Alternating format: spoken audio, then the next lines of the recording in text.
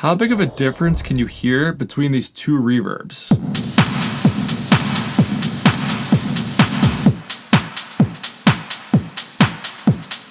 The crazy thing is, they both have the same mix level and decay time, but they sound so different. Using the wrong reverb settings is probably the easiest way to ruin a mix. Let's say I want to automate reverb on these drums to add tension during a buildup.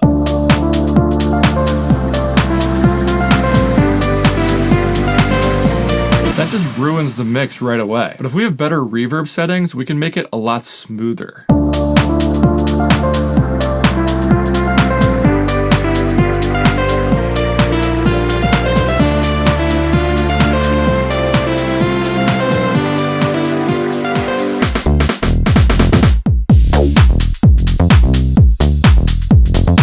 So I'm going to show you 3 easy tips you should be using when you're adding reverb to any sound. So why am I using drums in this example? Well, if you can learn to properly put reverb on drums, then you can put reverb on anything. It's because drums are so punchy and reverb really doesn't mix well with these sharp transients.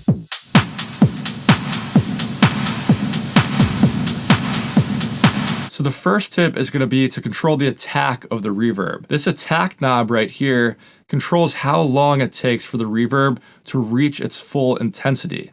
Like if I turn it up to 100%,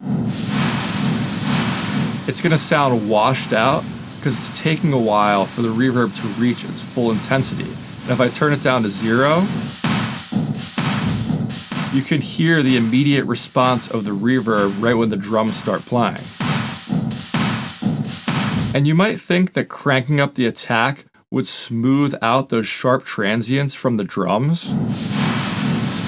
And it kind of does, but it ends up sounding so washed out that this reverb becomes unusable. So instead we could use a trick called transient masking. So I'll turn the attack to 0.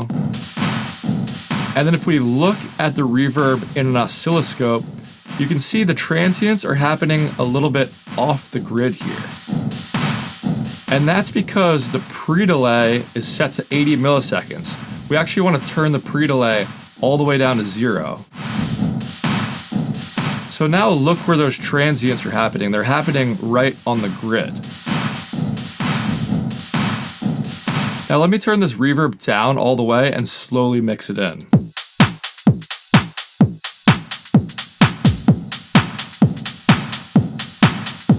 So now the transients and the reverb are happening at the exact same time as the transients in the dry drum mix. So the reverb transients actually kind of get masked out by the drum transients, so you can't really hear those reverb transients anymore. So if you're adding reverb to a punchy sound or just a synth that has a lot of attack to it, then you can use this transient masking trick. Now the second tip I have is about the filters in the reverb. So let's say I move this low cut filter to around 500 Hertz and the high cut filter to around 4000 Hertz. Then I'll crank up the mix to 100% and look at the reverb in the frequency spectrum. We have those filters on, but I can still see frequencies as low as 100 Hertz and as high as like 10,000 Hertz. Even with those filters on there. So if you were to be a total nerd and read the manual for this reverb, you'd actually find out that the filters in here are only set to a slope of 6 decibels per octave, which looks like this.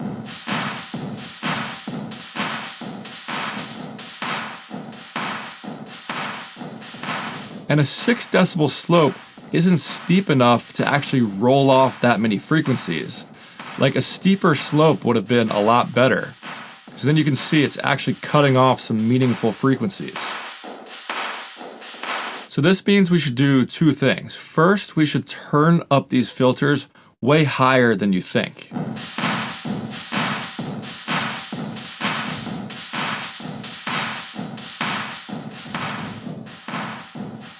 Like even when they're both at 1000 Hertz, you can still hear plenty of the reverb.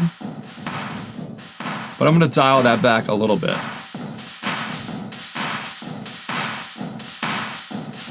The other thing we can use is damping. Let me change the mode of this reverb so you can hear this better. So in the real world, high frequencies get absorbed a lot faster than low frequencies.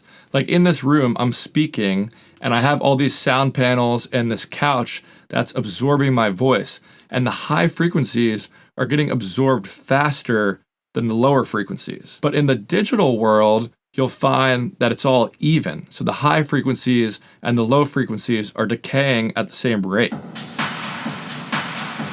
Like if you listen to the hi-hat in this reverb, it sounds pretty harsh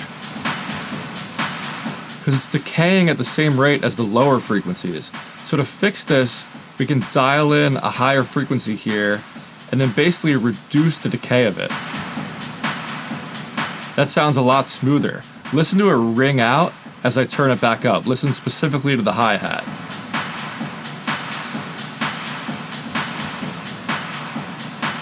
And then we can do the same thing with the lowest frequencies. Like you can hear the kick ring out around like 200 hertz. And if I turn this up, that would crank out the decay time for the low end, but I'm going to turn it all the way down. And that makes it a lot less muddy in the low end because the decay is a lot shorter down there. So if you want to make a synth sound more natural, make sure you use some damping to control it.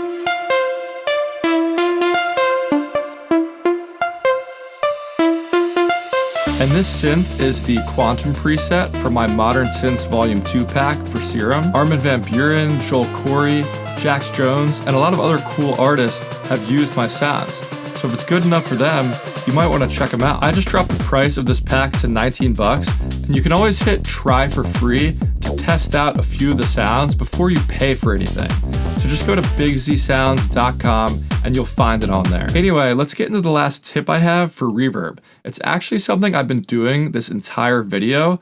You're never going to be able to dial in the right reverb settings without listening to it at 100% wet. Like say I want to be able to pick the best reverb mode for these drums. I'm never going to be able to do that unless I crank it to 100% wet so I can really hear the differences between them.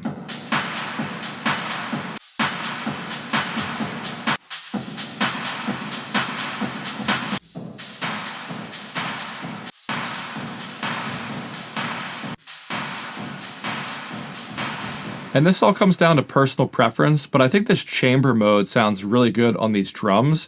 So the last thing to do is just turn the mix down to 0 and then slowly turn it back up to whatever level we want, where I can automate it on during this build-up.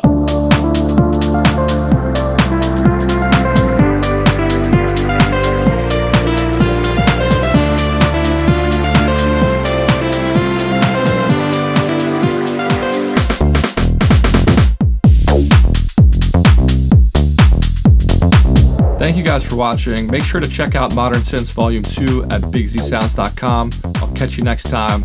Peace.